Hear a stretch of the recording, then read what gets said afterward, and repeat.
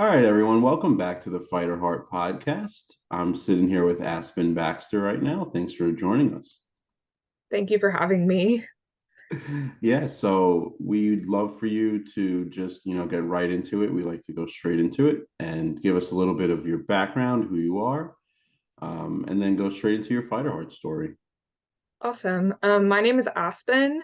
I'm an accessibility and disabled blogger and advocate. I'm paralyzed from the waist down. I'm a T9 paraplegic.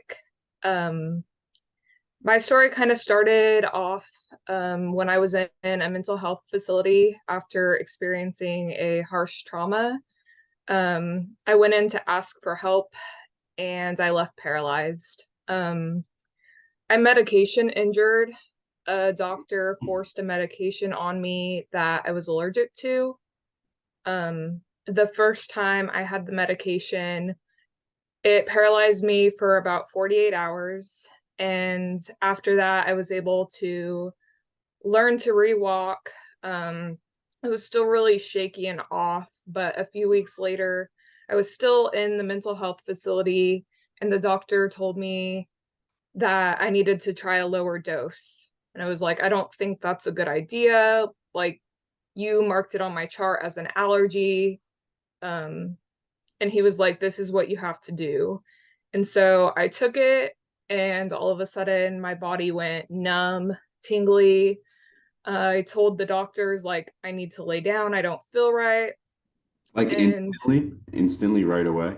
it was kind of like slowly going into it, but slowly within like 20 minutes. So Wow. it still happened pretty fast. So I went to lay down, and then all of a sudden, I just couldn't move from the neck down. And it was awful because I was just in a situation where I was surrounded by nurses and doctors who really didn't believe me at all. They're just like, you're faking it, you're in mental health, and you're not in the right mindset to know what's going on. Um, so I barely had any movement from the neck down. My hands were completely seized, and I was just stuck laying on the couch. And from then on, I was having to be completely lifted and transferred by nurses and doctors who were convinced that I was faking it and that it was all in my head. And so, long story short, I got released from the hospital after going through a wide variety of tests, MRIs. They did later diagnose me with functional neurological disorder, which is a miscommunication between the brain and the body, which has resulted in paralysis, seizing, different kinds of seizures. Luckily, I regained my hands and arm movement after somehow getting COVID and not being able to keep my medications down. And yeah, so luckily I've regained movement from my neck to my waist. But later on, I can't remember what month, like 2 or 3 months ago, I finally got in to see a neurologist that I've been fighting to see for 2 years because this happened in September 2021. And he was like, something else is going on. I don't know why you couldn't get into neurology. Um, and he was like, this is definitely T9 paraplegia. This isn't just functional neurological disorder. And we're not sure what's going to go on from here. They're trying to get me into Mayo Clinic because I live in Oklahoma and there are not a lot of medical professionals who are able to help me because they run test after test and can't figure anything out. So that's kind of where I'm at right now. Still paralyzed. I just got a service dog who helps me with a lot of mobility things, and she's been life changing for me. So I'm thankful for that. So how long ago was this that you went to the mental health facility the first time, initially? This was 2 years ago, September 2021. And the first time they gave you the medication that you were allergic to, could you walk us through what happened with that? Like, um, they were like, all right, this is a medication you need, and none of your allergies were known to them at this point, I guess. Right. So before I went into the mental health facility, I was a really natural and holistic person. So all of my trust was having to go into doctors because they thought that medication is what could help me mentally, could help make me feel better. And so I was really hesitant already, but they just were like medication, medication, medication, and nothing was helping. But then they give me this one medication, and I was already just not feeling well, just not feeling right. I wasn't sure what was going on because I'd never experienced it before. And I was just laying down, kind of similar to what happened the second time. I was laying down because I was just like groggy, kind of felt like I was on Benadryl or NyQuil or something.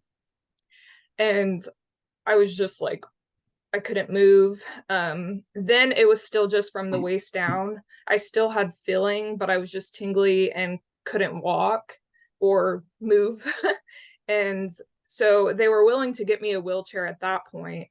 And they're like, okay, it'll wear off. And luckily it did. I was able to walk. I was using like the bars on the side of the wall. Um, and then the second time I just wasn't that lucky.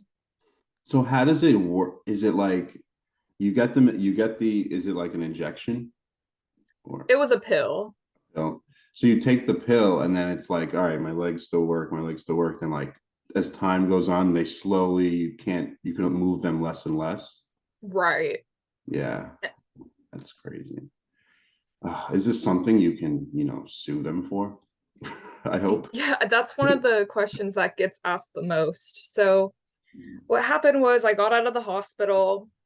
We're trying to figure out what was wrong, trying to go with what they diagnosed me with, functional neurological disorder, which is very unheard of, unknown, very little knowledge, little education. They blame it on psych and mental health, which is not the case at all. So the whole first year, for the most part, I was raising money to try to get to a facility in California that specializes in functional neurological disorder and functional movement disorder. And so I got there in June of 2022.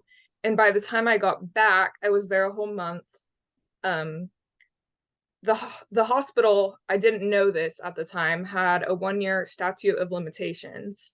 And so by the time I got home in July, I reached out to so many lawyers, so many attorneys, talked to lawyers and attorneys in Oklahoma and out of Oklahoma as well, trying to find someone willing to take on the case. And there were so many people who were like, who they just kept saying, like, we don't have time. This is such an intense case.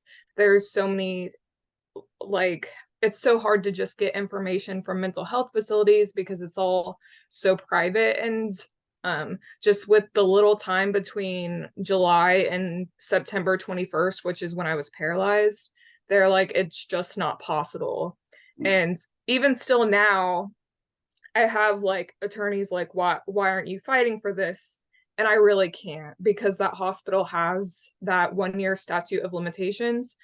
I'm like stuck in this position. And so that's one thing that is like, I don't know if I'll ever heal from that because the doctor gets to live his life like nothing happened, and I'm stuck paying medical bills and paralyzed and living a completely different life than what I lived prior to this. Were you active before? Like, were you an active person? I was, yeah. I worked three different jobs. I ran my own business. I worked in education with little kids, and I loved hiking, walking on the beach. I was all over the place. Like I was not ever that person that would just hang out and watch TV. Like that was not me at all. And so like completely switching. I was a big traveler, and I think that's the one thing that I've been able to keep is my love for travel. And so that's why I have my page, because it's like it's the one thing that's like my normal. So tell us about your page. Is it like a travel blog or traveling pictures and stuff? So, I run accessibility with Aspen Sage. So I post all about um like my experiences when traveling, or even just like small things like restaurants I go to that are super accommodating. I also blog. I'm slowly getting into that because I my blog right now has mostly been on my story, but I'm slowly switching to it being mostly on travel because I'm trying to be more uplifting and um, positive and motivational for other disabled individuals who are struggling. Um, I just want to encourage other individuals who use mobility aids to continue living life. And I think with my page, I hope to encourage people by showing them that there are accessible options out there. Very cool. Very cool. So I guess it's still pretty fresh, but it sounds like you're adjusting to your new. I mean, is there any chance that do they tell you that like you can just get it back one day? Like, because when the first time you took the medication, it came back. Right. The doctors don't know. And I think that's the biggest thing. They're trying to send me to Mayo, so I have a group of doctors who can work as a whole and not just like sporadically one doctor here, one doctor there. Um, Like a team. right, right. So they as of right now they don't know. It's unlikely. Um, but I constantly hear like you're such a rare case, like we don't have answers, we don't know what's going on. And I think that's really hard to hear because there's like, you're intense, you're rare. Like, No, I know doctors do that so much. It seems like I'm I'm kind of on the same boat as you, like holistic, natural kind of vibe. But yeah, yeah, I don't know. I don't know why it sounds like they try to scare people sometimes when they say it's these things. horrible. I've Yeah. heard so many horror stories, and it's so hard because I feel like it's either like people have horror stories or they're like, doctors are amazing and magical. And I'm just like, I'm trying to find a balance right now because I don't have a choice, but Yeah, I think there's a middle ground, you know. right. I think doctors are good for like emergency situations. Yeah, I agree with that. Yeah. I mean, all medicine comes from an herb, right? So, Yep, somewhere. exactly. Ah, man. So what are your plans? Like when's your next like trip?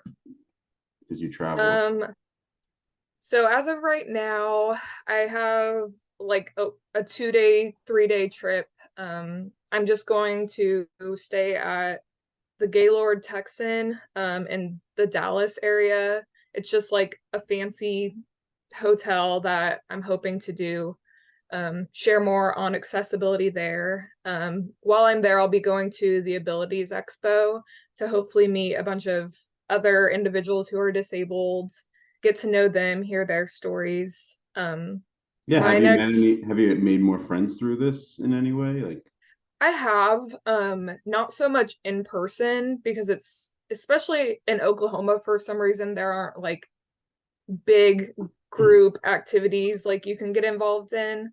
Um, I think that's one of the benefits to social media, though, is I've met so many people and heard their stories. And one of my best friends now, she actually came all the way from Michigan to meet me in June, and I'll get to see her next month as well. So I'm thankful for the relationships I've made on social media. very cool. I think I interrupted you though, but where did you say you were going next for what a trip? You said Dallas. Yeah, so Dallas is next month, and then my next big vacation, I am going on an 8 day cruise. I'm a big cruiser, so love that. In February. Oh, nice. Where? It goes to Belize, Mahogany Bay, Honduras, Costa Maya, Mexico, and Cozumel, Mexico. Wow, It's 8 days. have you been any of those yet? I actually have been to all four ports, but um, I'm really excited to just get into other things that I haven't done there and see new places because I'm all about exploring and pushing my limits, honestly. Yeah, I watch some cruise people on YouTube. They'll like this is the cheapest cruise in the world, and like they'll like review it. You know, Yeah, it's that's really interesting. neat. Yeah, yeah. I obsess over those things too. I love cruising. It's my favorite thing in the world. Yeah, it's all inclusive, right? So it's like you don't have to worry. Everything's right here. Right. And just it's super accessible too, because you can go visit all of these countries that aren't necessarily accessible, but then you always have that avenue to go back to every night. Like you have your accessible room, all your food, everything's right there, and you know that you have your safe place. Yeah. Do you have like supportive friends and family that like are helping you out that are always there for you? I am very fortunate there. My family is beyond supportive. I live with my parents now. My mom is basically my full-time caretaker and doesn't get paid for anything. And I'm a 23-year-old adult, so I'm thankful that she is willing to do that, and my dad as well when he isn't working. Um, and I really do have a large I don't feel like I have a ton of like close knit friends other than the few I talk to on social media, and my mom is my best friend. Um, but as a whole, like I've had so many people rooting for me, helping me fundraise and just get where I need to get. And so I am thankful for that because there are so many people who don't have that. Do you have like a website or a Patreon or anything that people could donate to? As of right now, I don't. I'm so fortunate to be able to travel. And so since I'm doing all that traveling, I don't feel like I'm in the right place to ask for money for anything. Luckily, I have insurance, so I'm not like way in debt or anything. But for the people who do like to support me, I have an Amazon wish list just full, not even just medical stuff, but things that would like brighten my spirits. So that's always where I send people if they ask. Very cool. What's your day in the life look like? Like wake up, what do you do? Every day is different depending on my symptoms because I can have so many different symptoms. It really varies. I have at least 2 days a week that are all appointments. I have between 7 to 10 appointments a week. And so I typically stay pretty busy with that.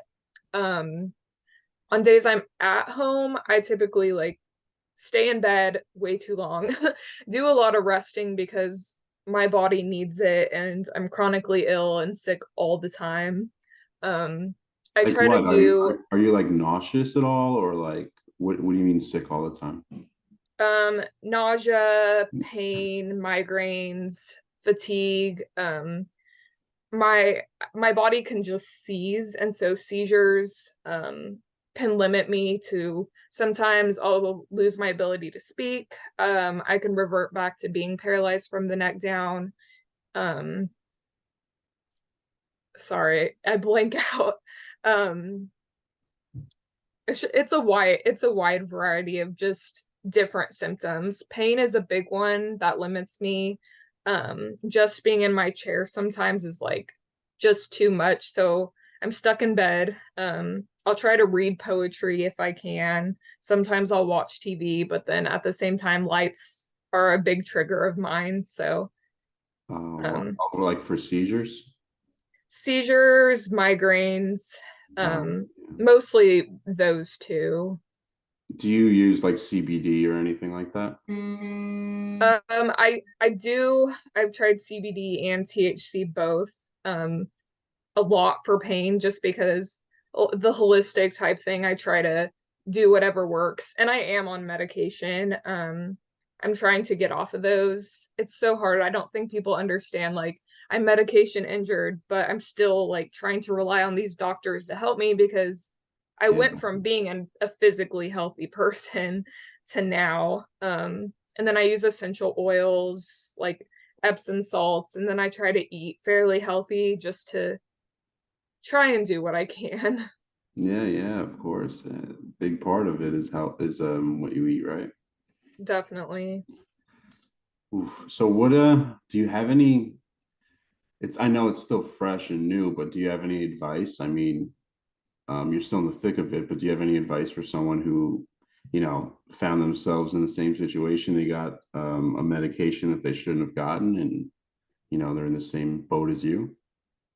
I think my biggest piece of advice for anyone going through anything is to just find your people and find the people who will support you and encourage you to get up each day because it is hard and it makes me so emotional because it's not easy and it's not just the pictures and videos you see on social media. It's a battle that you fight every single day, and you need at least one person in your life who's willing to be your biggest support and encourage you to keep going, keep fighting, get out of bed, get some sunlight, and just like do something you enjoy.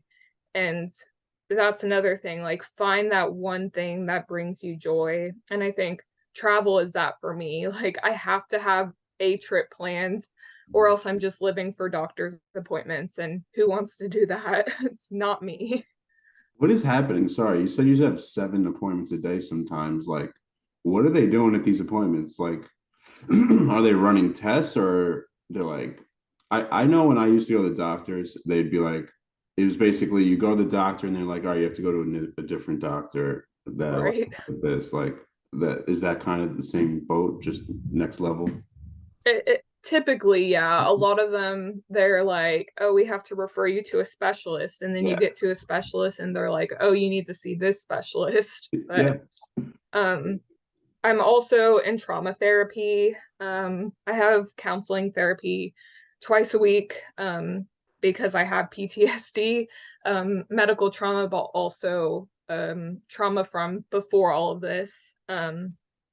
Counseling twice a week. I'm in PT and OT um, to keep my body moving. I was diagnosed with osteopenia, so pre-osteoporosis, at the age of 23, which doctors keep saying that's not right, like that's not normal.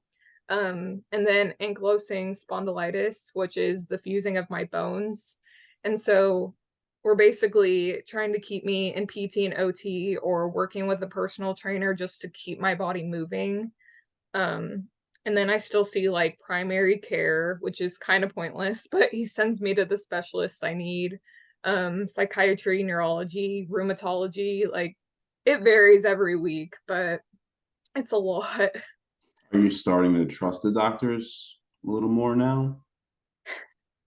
That's a really difficult question. I've learned to trust the doctors that I see regularly. Um, Even if they don't completely agree with or believe the situation, I'm very willing to use my voice to, like, I will acknowledge the fact that this happened to me, but they might not agree completely.